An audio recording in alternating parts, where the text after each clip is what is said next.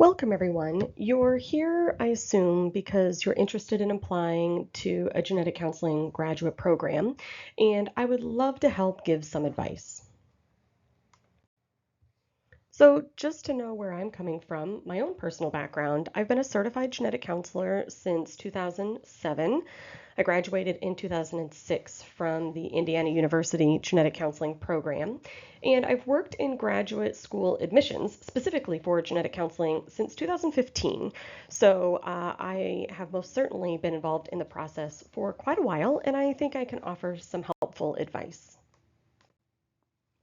So when you're thinking about the components of an application, these are some of the main factors that go into the application process. So clearly programs are going to look for all of these different things potentially. So I'm going to touch on each one really briefly. I do have a longer 17 video series going much more specifically into each if anyone is interested, and I have the link available to that at the end.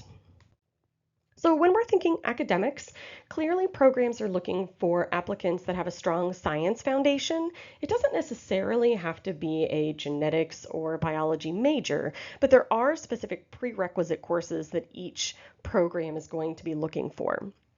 And when it comes to a GPA, once again, of course, they're looking for a competitive GPA, which most programs have a minimum of a 3.0. But to be truly competitive, I would suggest someone really work to have a GPA more in the 3.4, 3.5 kind of range, though that doesn't mean you wouldn't be accepted with a lower GPA than that. And when it comes to standardized test scores, I will say most programs have now decided not to incorporate standardized test scores. There are likely to be some exceptions, but things like the GRE are often not required. Some programs have them as optional, but it's not going to be one of the primary factors that most programs are looking for at this point.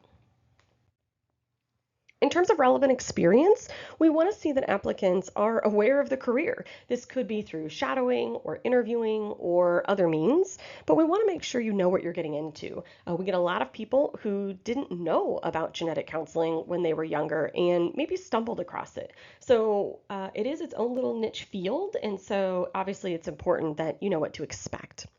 We also are usually looking for applicants to have some strong advocacy experience, whether it be working at a crisis center or a domestic abuse hotline or something like that. And I'd say research is one that is helpful, but maybe not the most critical. So if you don't have any dedicated research skills, I think that's okay, but it is something that could make you stand out. And in particular, that can be useful if there's something like a GPA that's lower than expected, then you're someone who's going to want to make sure that you have extra strong experience, for example. And then in terms of personal characteristics, these are often something we get a better feel from, whether it comes from your personal statement or potentially things we get from the letters of reference that you will be submitting, or most importantly, from the interview itself. So pretty much all programs have an interview process after the paper version of the application materials are submitted. So we're looking for people that can show us they have some natural skills like empathy, compassion. We want to know that someone has good communication skills, that they can communicate clearly, effectively, honestly. We also are usually looking for applicants that have good problem solving and critical thinking skills. This is a rapidly growing field, and it's very much a puzzle solving field. People don't come to us in a clinical type setting with a label on their forehead that says, I have Marfan syndrome. Instead, it's much more detective work, and we have people who present with symptoms. We don't know what the syndrome is, and we have to try and figure it out, or we have to try and determine what's the best lab for this particular situation. Or someone may be working in a lab setting and they're interpreting a variant using research and all kinds of different means. So we want to see that applicants can have some good problem solving skills. And then this is a very collaborative field. So we want to know that applicants have strong interpersonal skills too. How have you worked on a team before? We, as genetic counselors, may work with nurses and physicians and physicians' assistants and nurse practitioners and therapists and social workers and lab techs and all kinds of individuals. And so we need to be able to communicate effectively and have good interpersonal skills among our coworkers, among our peers, and then, of course, with our patients as well. So check out some of our other services. I do have a longer series on preparing for graduate school that has a number of different videos with a lot more detail, including a section on just what are some of the different specialties available for genetic counseling, from clinic like prenatal and cancer to industry kinds of experience like variant interpretation specialists, as well as sections talking about the application itself, so tips for writing your personal statement and suggestions on obtaining appropriate letters of reference, as well as a section on just the interviewing process and some potential questions that you may get as an applicant during the interview and ways to think through some of those answers. And then finally, I'll talk about the match and how that match service works, suggestions on ranking your different programs, and things to just think about kind of moving forward in the overall process.